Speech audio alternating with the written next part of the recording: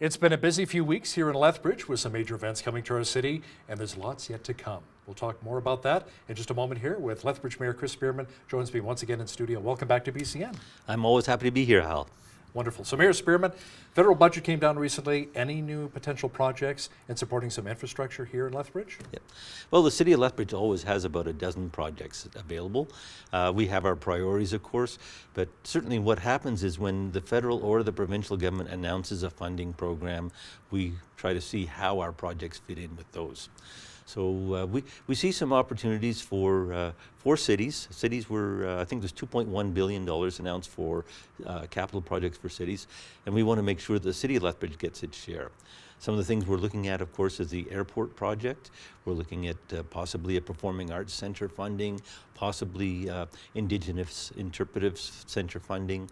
Those are some of them. That'll help towards reconciliation too, won't it? Right? It certainly will. Mm-hmm. So we're looking at how we can qualify for those. We're waiting for the details of those programs to come out so we can understand what the application process looks like and make sure that we're at the front of the queue. The writ's been dropped. April 16th, we're going to the polls. And generally that means the governing party likes to dish out some pre-election goodies. Premier Notley was in town recently and talking about some new extended care beds, 2,000 for the province. What will that mean for the seniors here in our city? Well, Lethbridge tends to be a retirement center. People from the rural surrounding areas, as well as the people in the city, see Lethbridge as a viable, pleasant place to live in your retirement. So we do have an ongoing need for seniors beds, and it's great to see that the provincial government plans to support us. And Transport Minister Brian Mason was also in town recently, $100 million. The new bridge, construction to begin, I think, in 2022. But it's not a third bridge. Everybody's asking, are we getting a third bridge? Yeah. No, it's not. No. So I think kudos to the province for coming through with that funding. I think there'll be some frustration in that it isn't a third bridge, but I think some relief as well. I think the province has recognized that the Highway 3 bridge does need to be widened.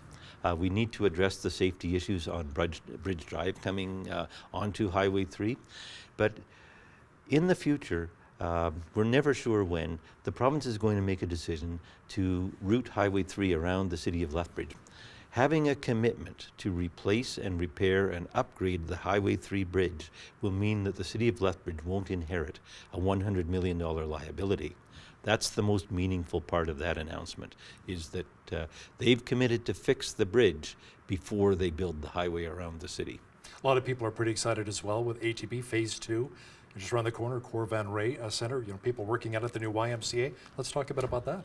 Well, we're really excited to see the field house come online with the wave pool, with the lazy river, with all kinds of features that exist in modern day leisure centers.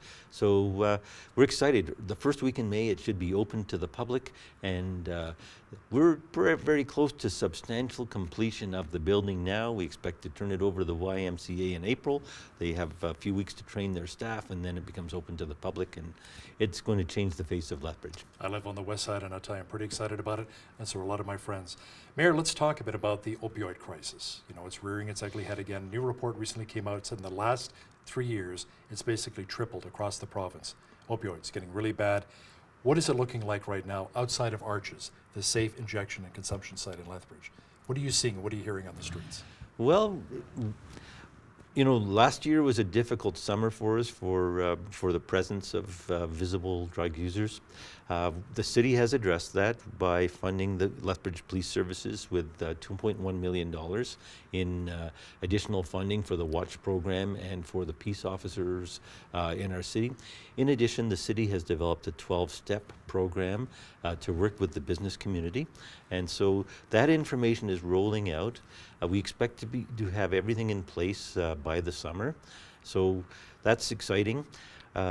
We want to address the issue head on. We're having regular meetings with the downtown community, and this coming Monday, if I may say that. Sure, yeah. At the next City Council, right. Next Community Issues meeting. Yeah. At the next Community Issues meeting, yeah. We will be having the presentation on the neighborhood consultation process. What time is that at? Community process, 1:30 on Monday. 1:30 on Monday, okay, yeah. That's good. So So the community consultation process report will come to council, and we will hear what the views of citizens are. So interestingly, we see some great statistics. The number of needles being distributed has declined dramatically.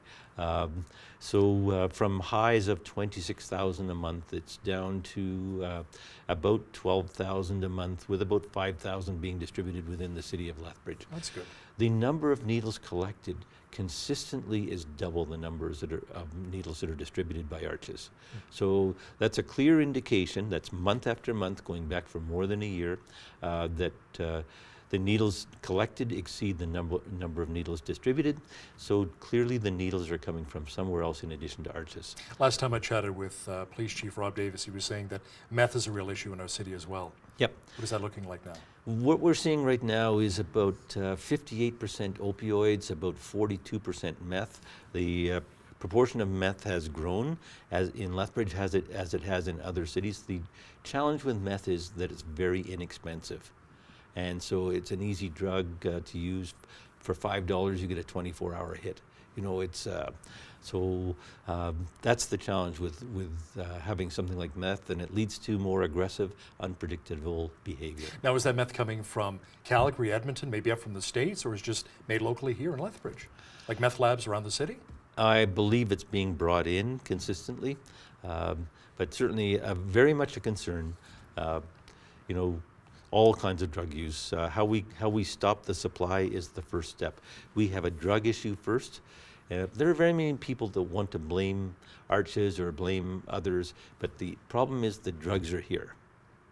And so we have to stop the supply, and then we have to provide something in addition to the supervised consumption site. We need to get people on the path to treatment and recovery. What do you say to a viewer who is watching our program right now and says, you know, I'm thinking of moving to Lethbridge, bringing my family and my business. I'm an entrepreneur, self-employed, but that drug crisis is really worrying me. How would you put their fears at ease? Well, many other cities, I've worked with the mayors across Alberta, are dealing with exactly the same drug crisis. So it's a challenge as cities get to a certain level, and here we are, about 100,000 people, we're starting to experience big city problems. I think for the most part, the drug crisis doesn't affect the lives of most people living in the city. And we are trying to manage it and respond in situations where it does. Okay, on a more positive note, let's chat about the U Sports Men's Hockey Championships. Unfortunately, the Pronghorns were knocked out the first game, right? Yeah. But what does that mean to the city, having a world-class hockey like that, university hockey in our town? I thought it was amazing, and combined with Rogers' hometown hockey the very same weekend, City got a lot of very positive publicity. It indicates that Lethbridge can host world-class and national level events, and we look forward to hosting more. So in the first week of April, we will be hosting the World Men's Curling Championships, and that's tremendous that we have the capacity to do that. And in June, there'll be a PGA golf tournament again. That's wonderful. Okay, what about with the curling and even with the PGA tournament? What does that mean economically for a lot of business owners, and how much money can the city really make from something like that? Well, I think it's a tremendous event to host because they're here for a full week. So, hotel rooms and restaurants. Yep, and so we're going to have those world teams, and we're going to have the spectators, fans from all over the world here in the city. And certainly, I understood that when the U Sports men's hockey teams were here for those few days, all the hotels were pretty much full. Tremendous, but to have that for a week, it's an even bigger event, plus the exposure on national and international television. Now, speaking of hockey, the Canes are taking on the Calgary Hitmen, round one of the playoffs. A lot of people in Lethbridge and surrounding area are pretty excited about it.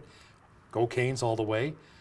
But now the Canes are going to be displaced a little bit for a few games. They're going to be playing in the Nicholas Sharon Arena out of the NMAG Center, and they're being compensated for that, right? Well, the thing to remember is I always take the optimistic point of view. The first two games of the series are at home in Lethbridge in the NMAX Center. Right. And if they go on to sweep the series, we may not have to displace the Hurricanes for games. So I understand that games, let me see, I think it's games 5 and 7 would potentially could be held at the Nicholas Sharon Arena. But you know, certainly if the Canes win in 4 or 5 games, you know, there's minimal displacement. I think the important thing is to look at the benefit to the whole city and the whole community. There's certainly revenue that's going to be generated from World Curling, and we understand there's an impact to the Hurricanes, and we want to compensate them for any financial loss. And that's 85,000, right? They 85,000 per game. And how did you come up with the number, though? Based on ticket sales for those games, lost ticket sales, and loss associated revenue with that. So that was worked out with the Hurricanes. So around 250 exhibitors are taking part in the Home and Garden Show at Exhibition Park. It's a lot of fun. What does that mean for the city, too? Again, it's another draw for the city of Lethbridge. It's an opportunity. It tells people also that spring is here. And thank you, Lord. Yeah, here's things that we can be thinking about as the weather gets warmer and we get more sunshine. So, Home and Garden Show is the first major exhibit of spring. So, tremendous. Now, the new 311 system is operational for the city of Lethbridge. How well is it functioning so far? Very well. So, any issues? Any problems with it? No. I mean, any new system has a bug. Come on, Well, actually, we've been. It's been in partial effect before it was publicly announced. So we were working out a lot of the bugs, and so people were dialing 403-320-3850 for some things. They were dialing other numbers for other things, but basically 311 is for non-essential city services. 911 always if there's an emergency, but 311 is for there's an issue in my neighborhood that needs attention, right? My local park needs attention. We've got pothole issues, and we've got street sweeping issues. So those type of things, and we have real people will answer the phone and talk about your emergency, get all the details, and then you'll be informed as to how the issue is being resolved. The gentleman we had on our show recently, Tyler Hamilton, was the recipient of a kidney from his wife. It was an amazing, beautiful love story. And let's chat a bit about organ donation, and specifically Green Shirt Day, which is coming up next month, honoring the Boulay family and Logan Boulay. Right. Sunday, April the 7th, Green Shirt Day. So the city's providing a skating area in the ATB Center. I think between 4 and 6 o'clock, people will be able to come out, skate for Green Shirt Day. We want to support the Boulay family and support them through Green Shirt Day. Remember the legacy of Logan Boulay and the example he set for so many. By signing his donor card, we encourage everyone in Lethbridge to sign their organ donor card. And remember, let your relatives know that you've signed your card. In the event that you have an unfortunate, tragic, life-ending incident, you will help others. I think only about 6% of Canadians have signed their donor cards. Wow. It's a relatively small portion.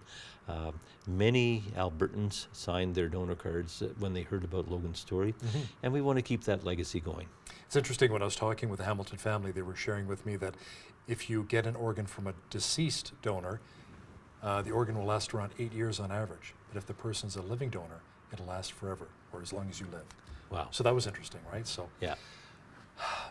The Christchurch shootings at the two mosques shook a lot of us here around North America and around the world. It was very tragic what happened.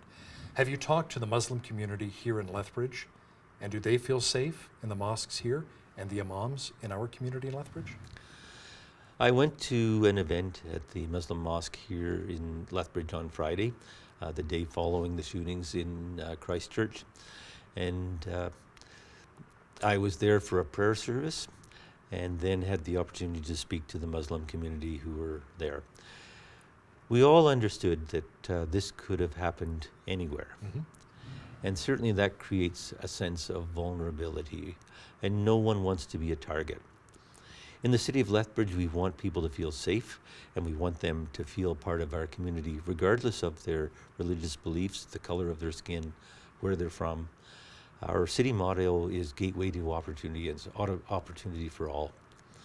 But I think everyone in the mosque and anyone in the city of Lethbridge can understand the loss of innocent children, the horror of that type of a crime. Well, there was a father-son that left war-torn Syria wanting to come to New Zealand to escape all of the war.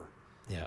And tragically, they lost their lives in Friday prayers. So it shook a lot of us to the core, I think. Yeah. You know? That could happen to anyone, and Our churches here, it could happen. when you understand that it's mothers and fathers, it's children, it's you understand that they're family members. We can all put ourselves in the same place, and recognize how wrong that is, and how we all have to work together to say that's not acceptable in our society. This is happening all too often. It happened in Quebec City. Can happen in Canada. We see many incidents happening south of the border where people pick up, an automatic weapon, go into a school, go into a place of worship, and kill dozens of people, innocent people.